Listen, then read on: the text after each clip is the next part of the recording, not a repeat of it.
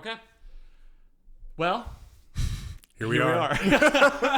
We made it. So, just to kind of sum this up, basically, me and Blake, my friend Blake over here, we're just going to talk about the Bible. It's something we love. It's what makes us who we are.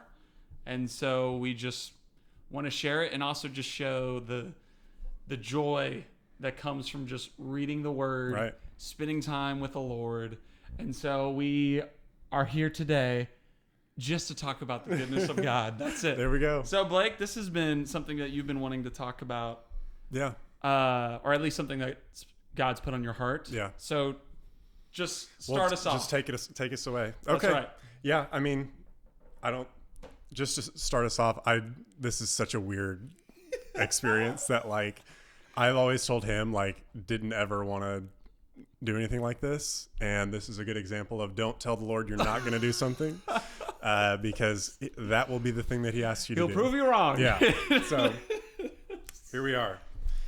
So yeah, in the sort of origin of this, I think the biggest thing that the Lord was showing me to sort of start off on was talking about masculinity, because I don't feel like there's a whole lot of voices, at least that I've seen, that are sort of maybe good examples of what guys should be. Not that we're just like perfect examples, but I feel like, for us, we pursue the heart of the Lord to an extent that I think we have experience in some things that, I think we can, share on. Yeah. So really what I wanted to start off with in terms of masculinity, there's obviously so much to talk about, but I wanted to cover sort of three main points. Meekness, honor, and intimacy. So obviously starting off, I wanted to talk about meekness. The Greek word in the New Testament used. You okay over there? Sorry. You good? Yeah, I'm good. I got it to work. Just keep going. It's first time. It's our first time. I wanted to touch on like what the Greek word is that's used as meekness, and actually like get into what does that actually mean and what does it not mean? Yeah. Because it's the Greek word praus, and I looked that up because yeah.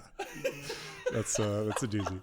And it means gentleness, faithfulness, and humility. Okay. Now, I feel like most times whenever we hear about meekness, it's submission, but almost to an extreme sense where you're just like, you just sort of fold over. Yeah. And something that was interesting was the definition of it sort of expanded to include, and this is literally just look up the meaning of praus in Google, and this popped up.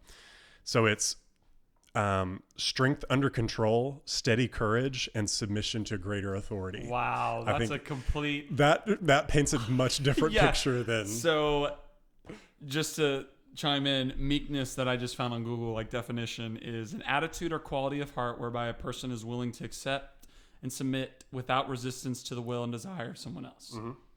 So completely different. But if you still read that, that's still something you want to strive for. No, absolutely. Towards the Lord. Absolutely. You know what I'm saying? Yeah. Not your will, Lord. Right. Your kingdom come, your will be done. Yeah. Not my will, but yours. Yes. Yeah. Exactly. And I found Proverbs 23 is a good sort of picture of that. Read it for us. So a person of honor will put an argument to rest. Only the stupid want to pick a fight. So to me, thinking of strength under control, obviously you have the strength just to, I guess most of us have the strength to just put people down in a fight. Yeah. But strength under control is looking at a situation and realizing, actually it's the right thing for me not to do something like that. And by our nature alone. Oh yeah. You just want to blast somebody, you do want to take people down. Oh yeah. But I mean, that's not necessarily the right thing to do. I mean, of course not. When Jesus talked about the meek will inherit the earth, now you put that definition in there, and it's like that paints a different picture. So that's what I was going to show is Jesus shows the truest example of being meek, but not being a pushover. Yeah. Because, I mean... A push. A pushover. You see him with the Pharisees. Yeah. I mean, that dude's not holding back. Yeah. You know what I'm saying? But... really good verses. Matthew 11, verse 28 to 30. And so I'll just read it real quick. And it says, "Come to me, all who labor and are heavy laden, and I'll give you rest. Take my yoke upon you and learn. Take my yoke upon you and learn from me, For I'm gentle and lowly in heart, and you'll find rest for your souls. For my yoke is easy and my burden is light.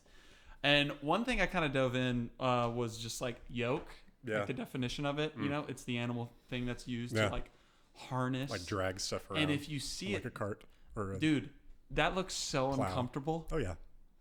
And that's why I was like, why would the Lord use that? Right. But it's of a way of like submitting, you know, it's him saying, hey, like, or like you saying to the Lord, like, hey, you have the reins, direct my life. But he also says my yoke is easy. Mm-hmm. So it's not this hard, like, you know what I'm saying? Yeah. Or actually, well, it might be. It's hard in your flesh, but the quicker you can submit, the easier it is. Exactly. You know, and that's difficult. Yeah, well, it's just cool because I'm like, dude, this looks so uncomfortable. Yeah. Imagine being stuck as one of those like cows and stuff. You're stuck in that thing and you can't really go left or right. And it's this huge wooden brace on top of your back. Yeah. And what's so cool, this is off topic, but we had a friend of ours, he sent, it was DJ. Yeah, DJ. The yoke, literally the day after when I was reading that. So I know this is like, oh, that's funny. Okay. I didn't know. Okay. And I'm like, dude, it's a cross. Like it is a cross. Yeah. Like, you know what I'm saying? That's so funny. Whenever you brought up yoke, I was like, oh, DJ sent that the other day. I wonder if that's, you know, it was something you got from that. Before, that's funny. Shout out wow. DJ. Well, there you go. There's confirmation. Sorry. Thank you, Jesus. Kind of go off topic. No, that's fine. That adds to it. I think I'll get back to sort of talking about Jesus in terms of meekness, but I thought like a good example was David in the Old Testament. So, you know, if you know anything about the story of David, Saul was trying to kill this dude for a long time. Yeah. Multiple times. What's so funny is you're like, David's like in the room with him, like playing the harp or whatever. Just doing his thing. And Saul just like, he's sitting there and he's like at peace. Yeah. And then suddenly he like grabs his spear and is like, and like throws it out. Yeah. And he does that multiple times. So after a while you're like, David, like David's what are we running with this harp?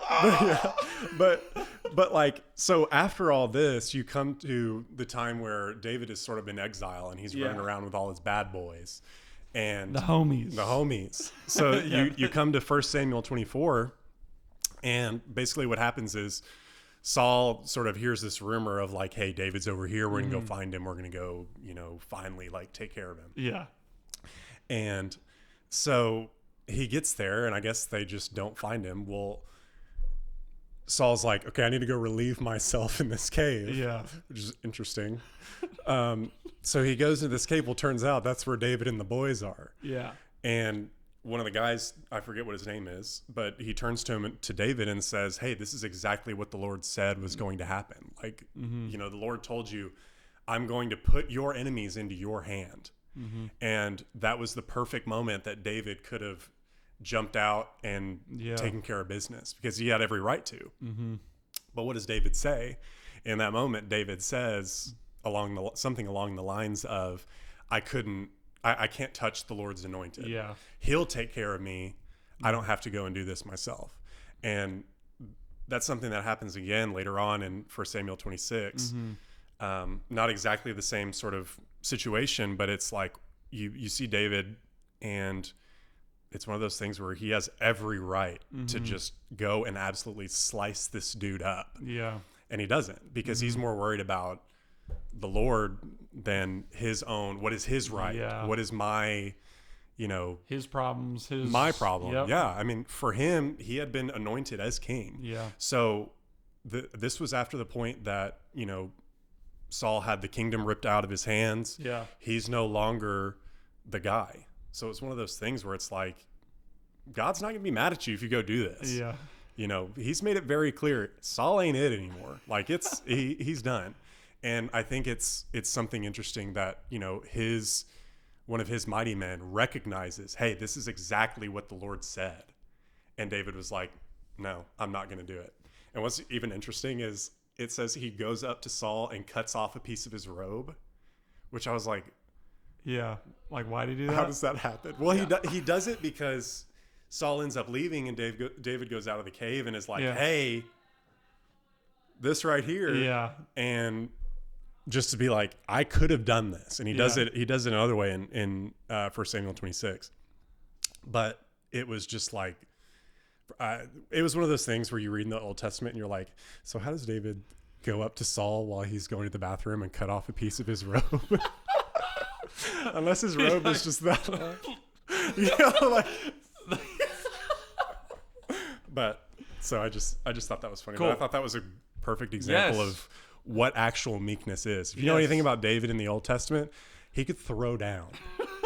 And he had every right to in that moment to go throw down. He was more worried about what the Lord had to say about it. Because the Lord also did anoint Saul to be king. Right. He did lose it, though. Right.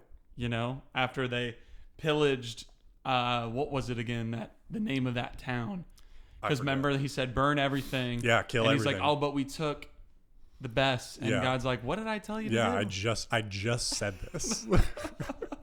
I'll put references, though, for everything that we reference. So then you can just, I'll even just have a little pull up, ding. Oh, wow. You know what I'm saying? There you go. I found something, too, that was interesting. It was in Numbers. Let me find it real quick. 12 verse 3. It's about Moses. Ooh. And this is just a quick sentence and says, now the man of Moses was very meek, more than all the people who are on the face of the earth. And I was like, wow. Just, that's it. Literally, that's it. I was just fascinated by that, where it's whoever wrote this. Who wrote Numbers? Do we know? By that point, it should have been Moses. Moses. I think. Yeah. So Moses is saying this about himself. I'm the meekest. I'm the meekest man in the world.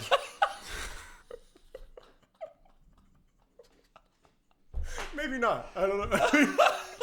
It's fine. We might need to do more research on that. But anyway, I wasn't prepared for that part. But anyway, it's just so cool to know that, if you look also what he had to do. Yeah. He had to submit to the Israelites, Yeah. The entire people. Yeah. And especially with them not always obeying. There were a few times that they obeyed. Yeah, I know. And so you're like, do y'all just not get it? Well, and that goes to when, which is why he was chosen. You know? Yeah. Well, and that goes to whenever, sidetrack, when the Lord was like, I'm about to just blast all these people. I'm going to start over with you. Yeah. And he's like, talking about Abram when he's like, well, no, I'm talking about Moses. Moses. And Moses pleads. He's like, well, if you kill them, kill me, because what's the testimony going to be that you led these people out? And they all got blasted out in the desert. Yeah. It's Abraham, right? Yeah. With Sodom and Gomorrah. Yeah, Sodom and Gomorrah. And he's like, Lord, what about 50? Yeah. Surely there's 50. He's like, okay, what about 40? Yeah. What about 10, Lord? Yeah. I love it. He just keeps going down. No, I know. But and I think we'll touch on some of that later, how intimacy the Lord just desires. It's like he desires that. It's like he wants you to even just say that. Because what's interesting is this is off topic, but also kind of not. It's just showing Moses, when it mentions it in Exodus, God talked to people in dreams and visions, through people. But he's like, I talked to Moses like he's a friend. Yeah. That's a sneak peek for what comes later. Yeah. So it's just an example of that. Like you said, that's what the Lord wants. Mm-hmm. And so Jesus, that he's obviously, where that starts, believing in him, putting your trust and your faith in him. Yeah. But it's just so cool to know it's like the Lord isn't this distant guy. No. He's as close as as close as you want him to be. Exactly. Dude, Jacob wrestled with him. Which is such a weird story. Can you imagine? He's like, let go of me. And he's like, no. God just just throws him on the ground. But anyway, I just thought it was very cool. And it makes sense with Moses. Yeah. And what's so funny, too, because it says in Acts, where it talks about Moses actually was profound in speech, had knowledge in all the Egyptian writings. And it's funny because he talks about how he's like, I'm not well in speech. Yeah. And he was a prince. He was brought up as a prince. I'm like, yes, you are. Yeah, you know what I'm saying? He's gap too? But God is just, he wants that relationship. Yeah. And that's going into the next point. But I thought that little sentence was just cool. Oh, perfect. Moses is meek. Yeah. The meekest man. That's so funny. Yeah. I missed that in my research. Isn't that funny? Episode. That's hilarious. So I also wanted to bring up James and John wanted to call fire down on those people. And Jesus' response was it's funny that he's not that's not something that you can do. It's you don't know what you're saying. Yeah. you don't know what you're asking for. Yeah. Could you read in that actually real quick? I would have to pull it up. Pull it up. Let me pull it up for a second. Because I want to hear it. It is Luke 9:50 something. They're like, let us call fire. We know we can do it. Let us call fire and we'll just blast them all. Just destroy them. That's Luke 9. Now, when the time was approaching for him to be taken up to heaven, he was determined to go to Jerusalem. He sent messengers ahead of him, and they went into a Samaritan village to make arrangements for him. But the people would not welcome him because he was traveling towards Jerusalem. When his disciples James and John saw this, they said, Lord, do you want us to command fire to come down from heaven to destroy them? But he turned to rebuke them and said, you do not know what kind of spirit you are. For the Son of Man did not come to destroy lives, but to save them. Mm-hmm. And they journeyed on to another village. That's a hallelujah, man. That's, first of all, it's so funny for them to just be like, let's just blast these people. Let's give them a taste. Yeah. But why did God come down? Right. That's not why he's here. That's right. And that wouldn't have been a very good testimony for those people that oh, Jesus shows up, or his disciples show up and they reject him and then they just get blasted, out of ignorance. Mm-hmm. But I mean, I just wanted to sort of point that more towards meekness of, again, here we are in this situation where they're going, Lord, let us just confront them and just let them know that, they're wrong and, whatever. And the Lord's like, you don't know what you're saying. Yeah. That's not what I'm here for. I'm not here for you to be sort of validated in your confrontation of other people necessarily, because I listened to, and I forget who said it, but it was one of those things where it was like, your reward for something like that is the outcome that you get. So, okay, you can go confront these people and give them a piece of your mind and yada, yada, yada. Well, there's your reward. You got to do that. Now, how do you feel? Yeah. And most times doesn't feel very good. No. Afterwards, you're kind of like, dang, like, maybe I burned a bridge. Maybe I, don't look very good in the eyes of others now. I'm not a very good example of. Imagine, let's just say that did happen. Right. Fire came down. Who would want to come to the Lord? Right. Exactly. Dude, but then also that's when I think of Jesus' meekness, when he goes, Lord, forgive them, for they do not know what they're doing. Right. You know what I'm saying? Well, to your enemies. He even says your creation that you created is killing you. Well, and he even says, I believe it's in the garden, whenever he's like, I could call down all these angels to come down and take care of all you people, but that's not why I'm here. Dude, John, he's going, I have the ability to do that. But I'm not going to. John 12:47. If anyone hears my words and does not keep them, I do not judge him, for I did not come to judge the world, but to save the world. There you go. That's why Jesus came, dude. Come on now. Came to save the world. So honor! Well, hold on. So, sorry. So I just to sum all that up, I have this line here that says, meekness is not weakness. It's having strength, but having the strength to submit it. Which. Well, if we just want to talk about us as guys too, it's easy to be prideful and say, I can do this. Oh yeah, I don't need help or anything like that. Because that's the thing, like meekness to the Lord is submitting to the Lord, not looking to yourself on how to get things done.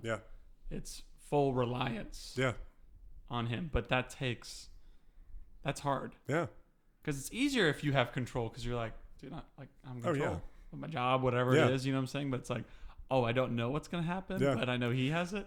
And it goes back to, if you want control of everything, well, there's your reward. You have control of everything.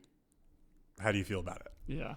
Because you just basically made yourself a box, and you're just going to sit in that box because you want control of every little aspect of things that are in that box. Well, dude, I was talking to my family, and that reminds me of just the rich young ruler, when Jesus is like, how hard it is for a rich young ruler to enter the kingdom of heaven. And because he's like, Lord, I've been following everything. He's like, awesome, leave everything and come follow me. And he walked away sad because he's like, I have a lot of stuff. But the stuff had him. That's right. Honor. So I wanted to highlight honor because Yes. I feel like we live in an honorless society where it's like That's all you fair. see are clips of like gotcha moments of like, oh, this person is dumb, like whatever. And That's actually fair. yeah, so I wanted to make sure that we touched on that. Touch on it. So I found the definition in the New Testament, the Greek. Oh, yes. Is forgive me if I'm butchering this, timeo, Okay. which means to prize, to fix value upon. Mm-hmm.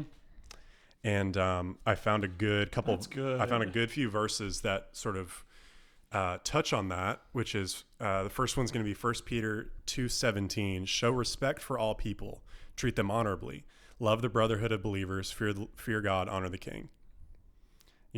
Show respect for all people, treating them honorably. Yeah, that's hard. Yeah, that can be difficult, especially like I said in today's culture of dishonor. Yeah. But you read the Bible. Honor is something that is very, very big on the Lord's list. And that, if I may touch on real quick, go ahead. Philippians 2:6 to verse 11, it says this. It says, who though he was in the form of God, did not count equality with God a thing to be grasped, but made himself nothing. So they're talking about Jesus, just in case if you didn't know. But taking the form of a servant, being born in the likeness of men, and being found in human form, he humbled himself by becoming obedient to the point of death, even death on a cross. Therefore God has highly exalted him and bestowed on him the name that is above every name, so that at the name of Jesus every knee should bow in heaven, on earth, and under the earth, and every tongue confess that Jesus Christ is Lord, to the glory of God the Father. You know what's really cool, what's emphasized? It says he humbled himself by becoming obedient to the point of death, even death on a cross. He emphasizes the cross. Yeah. Which is obviously, like, physically, sounds like the most awful death known to man. Which was the point. Yeah. Right. So it's like, now he took sin, too. So it's like, you just think of the amount that Jesus had. Yeah. Like, to the extent that he was, overwhelming. that's why in the garden he's going, I feel like I'm going to die. Yeah. Literally, I'm sweating blood about to die. And it's, you just really feel it then, because you're just like, wow. And that's honor, though, because he said, Lord, not my will, but your will, before he went to the cross. Yeah. So it's like, you want to talk about, obviously, the most honorable person that right. this world's ever seen is Jesus Christ. Yeah. Because who does that? And that comes down to one person. Yeah. Then that's that same verse where it says, Lord, forgive them, for they do not know what they're doing. Yeah. That's like you said with 2 Peter. That's that verse. Right. And it's like, now we have Jesus to follow. Yeah. Because, there's obviously tons of other characters in the Bible that are honorable. Yeah. But it's like Jesus. Yeah. Who's killed by his own creation. Right. Who hates him. Did it because he loves them. Yeah. There you go. Stop it now. Come on now. Stop it. So I've also got down Romans 12:10. Be devoted to tenderly loving your fellow. Hold on. I had a moment there. Restart. Romans. Calculating. Romans 12:10. Be devoted to tenderly loving your fellow believers as members of one family. Try to outdo yourselves in respect and honor of one another. Wow. Outdoing respect. Normally it's like, I just think of sports, you dunk on me. Right. I'm dunking on you.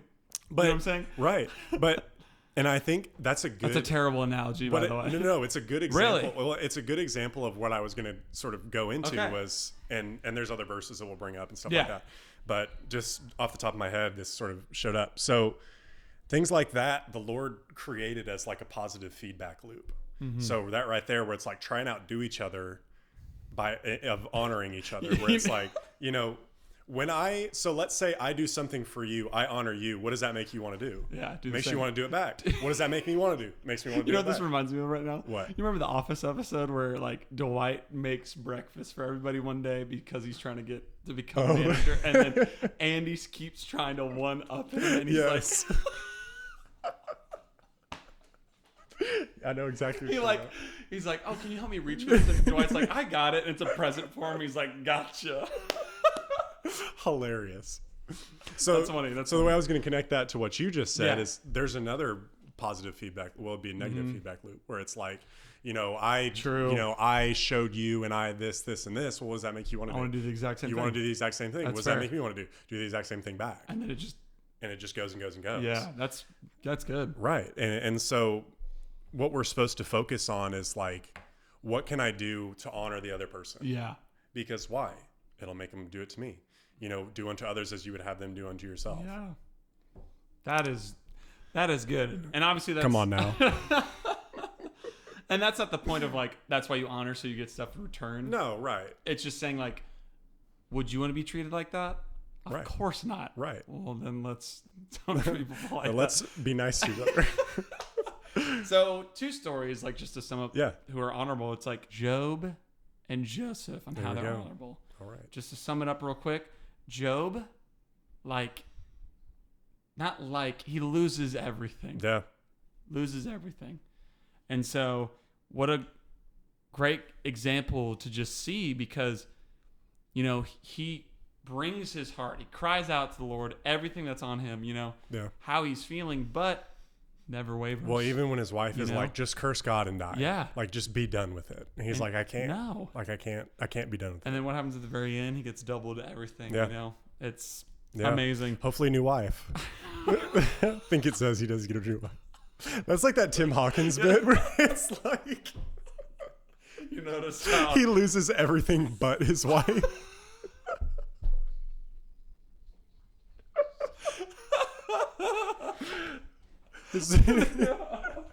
Oh, that's hilarious. Now to Joseph, this is what I was going to say. What's really cool. Saw this in Genesis 39, verse 19 to 23, and it says this.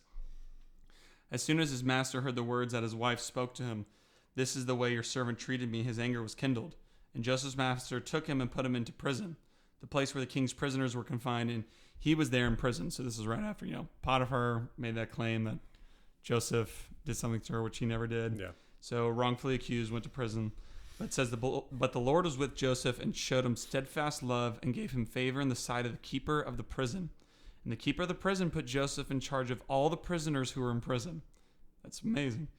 Whatever was done there, he was the one who did it. The keeper of the prison paid no attention to anything that was in Joseph's charge, because the Lord was with him, and whatever he did, the Lord made it succeed. It's like, what's so cool is Joseph has it rough. Like, rough. Yeah. And to see he never stopped showing honor to the point where it's, dude, in prison. Yeah. What's so cool is we always talk about how he's in charge of second command of all of Egypt. Yeah. But it started with, he was the man in prison. Well, he was the man in Potiphar's house too. As a slave. Yeah.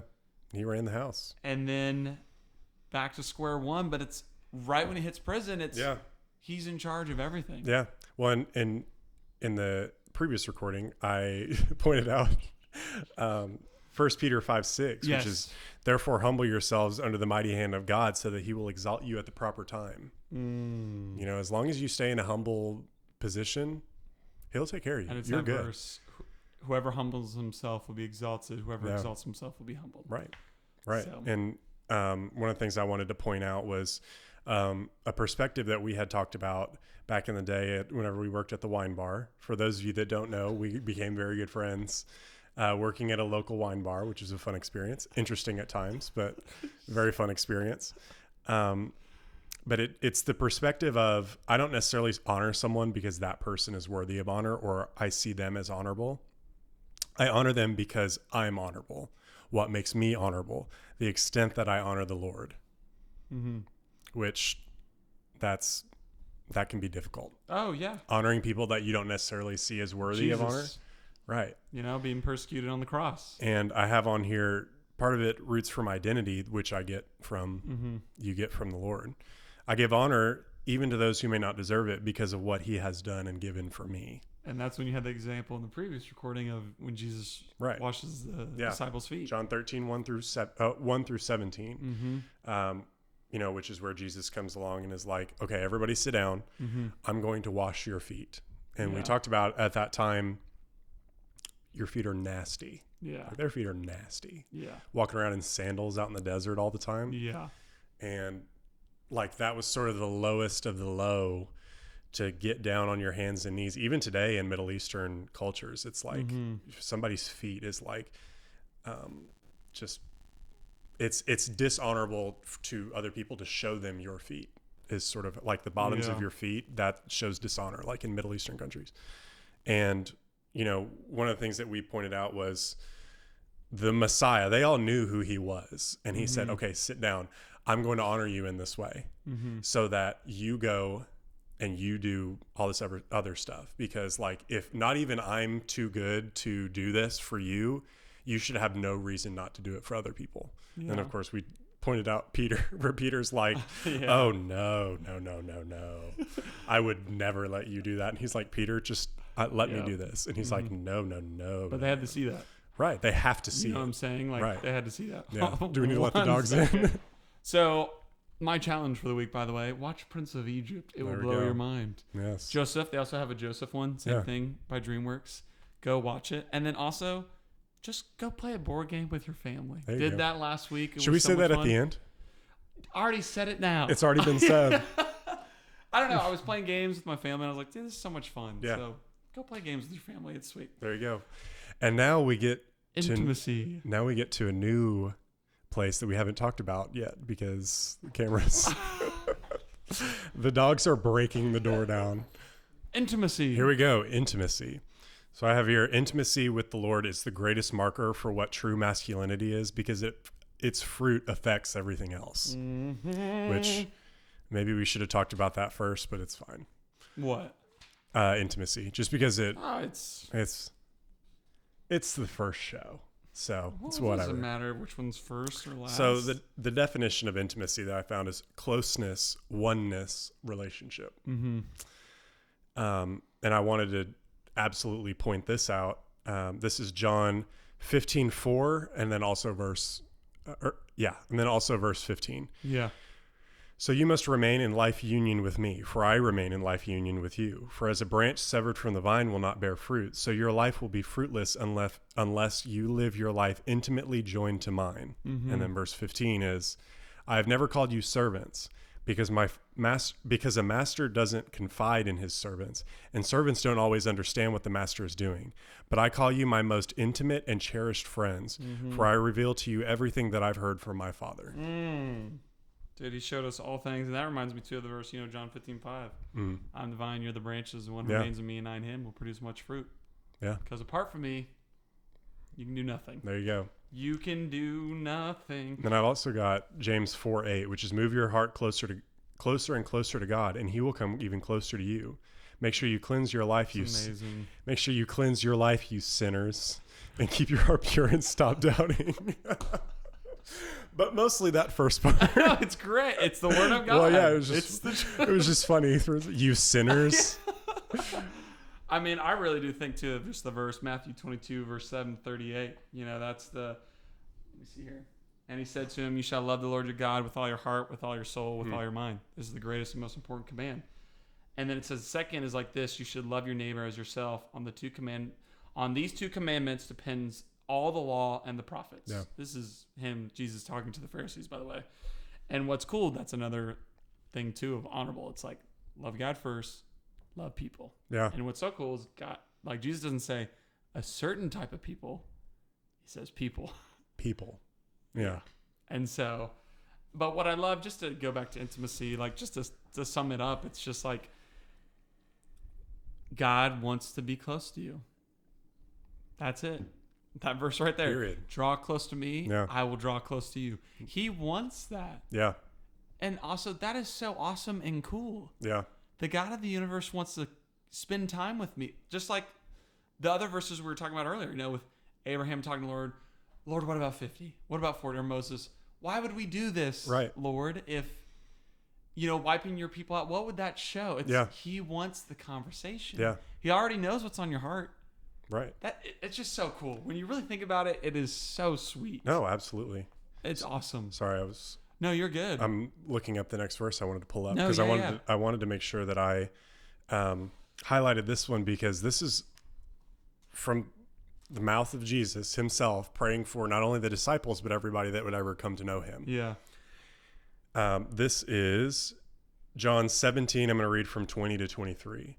And I ask not only for these disciples, but all those who will one day believe in me through their message. I pray for them all to be joined together as one, even as you and I, Father, are joined together as one. I pray for them to become one with us, so that the world will recognize that you sent me. For the glory that you have given to me, I have given them, so that they may be joined together as one and experience the same unity that we enjoy. What? You live fully in me, and now I live fully in them, so that they will experience perfect unity, and the world will be convinced that you have sent me. For they will see that you love we will see that you love each one of them with the passionate love that you have for me. Dude. Jesus. Cash. Jesus. There we go. Yes. Just run out of here. That is a what? Yeah. Are you kidding me? Right. It's just that cool. Yeah. And I also had a verse too. You see Jesus all the time. This is Mark 1:35, but going away to spend time. Absolutely. Like have that private that's time. something I pointed out as well. Yeah, and so in verse 35 it says, and this is Mark 1, and rising very early in the morning while it was still dark, he departed and went out to a desolate place, and there he prayed. Yeah. So it just shows it's the importance of just getting away from everything and go spending time. Yeah. But at the end of the day, it's not a burden. Right. It is fun. It may feel like it at first. Yeah. I know, like, personally, I've struggled with that historically. Yeah. But as you do it and as you set aside time to intentionally, you're not always going to feel like doing that. Yeah. But as you do it, it becomes not something that's discipline anymore. It's something that's like, dang, I need to go do this. Well, and now it's like, I can't operate right now unless I go do this. Well, and also I just think it's hanging out with a friend. It's like, oh, dude, you want to go hang out today? Absolutely. I'll meet you at this time. Yeah. It's like, well, and we've talked about that too, where it's like the thing that absolutely transformed my relationship with the Lord was thinking of him as another person sitting across from me versus somebody that's like behind a wall that I need to like, try and like flip a letter over so that they can, hear what I have to say, or somebody, on the other side of a door. Yeah. That he's right there. Right. And the beauty is it's great. Yeah. And it's fun. And the cool thing is too, it's like there's time where you do need to set aside time, but also he's with you every second of your life. Every second. Yeah. Always there. Yeah. Walking with you. Right. I love that thing. I forgot who wrote it, but the footprints in the footprints in the sand. Yeah. Like there's this guy, he sees Jesus always walking with him, but then there's that point in time, the hardest part in his life, where only he sees one set of footprints, and he's like, Lord, where were you? And he's like, that's when I carried you. Yeah. That's when I had you on my back, bro, and we going. I got you. You don't have to move. The listener's going. I'm carrying you. Right. Turn up. Turn up. Jesus is cash. We might not put it on here, but no, that needs to be in there. Jesus Leave it in there. Leave it in there. That was actually an idea for a shirt. I remember you saying that. No, like legit. We'll see where it goes. We'll talk about that in the future. Yeah. But to end it off, recommendation. Yeah. Don't take my word for it. I'm worthless. Ecclesiastes. He's been reading a little too much Ecclesiastes. What I'm saying is don't take my word for it. Go read the word, especially Matthew, Mark, Luke, and John, and go pray to the Lord. Like, there you go. Don't listen to what I mean by that. It's good to listen to other people sometimes, but go experience it for yourself. Yeah. Because it's sweet. Right. And so that's just my recommendation. Okay. Yeah, go pray and read the word and be like, you did that. Are you kidding me? Yeah. My action steps that I had written down was really like, go to the Lord and ask him. Mm-hmm. Like, talk to him. Go ask. What do you have? What do you think about this? What do I need to do about this? Well, not only that, and just listen. Sorry to interrupt. Well, and look, go ahead. You go. Sorry. It's just go ahead. I was just gonna be real quick. I figured you were gonna say what I was about to say. David in Psalms, what I love is God already knows what's on your heart. Yes. Be real. Yeah.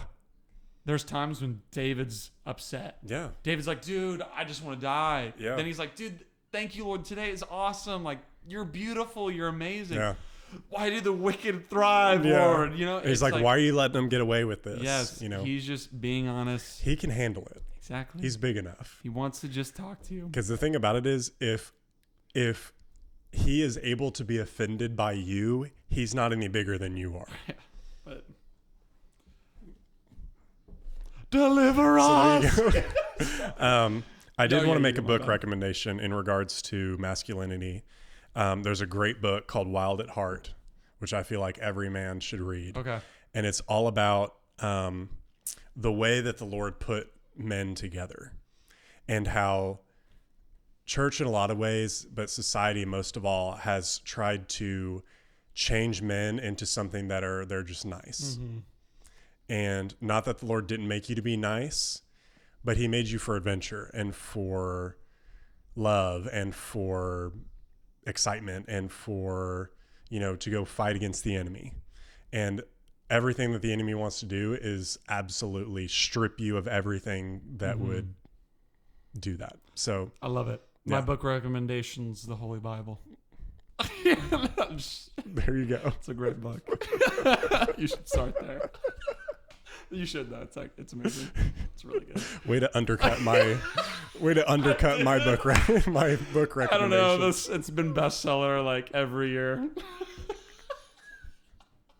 Sorry. Anyway, next week we love superheroes. We love power.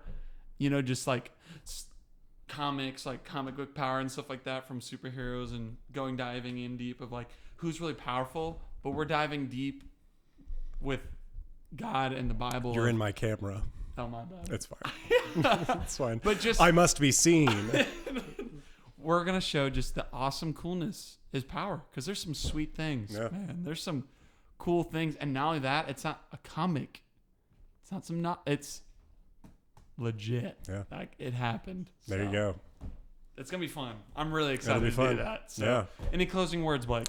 I think you covered it all. Okay. Sweet. And there we go. Read the Word of God, baby. Thank you guys for listening. Hope you guys enjoyed. And we look forward to doing some more stuff like this. And so we're going to just talk about God's power and just talk about really cool stuff just in the Bible. There you go. So we'll see you next time. See you guys.